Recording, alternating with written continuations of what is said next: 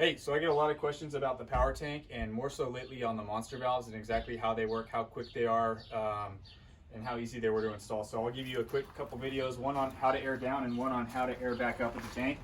So basically we'll just take our normal, whatever you use for your indicator. I have the power tank one here, and I typically run like 28 to 31 PSI. I'm at 30 right now.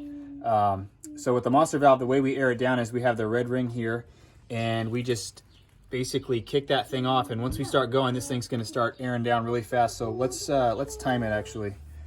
All right, so we'll just start pulling the valve back.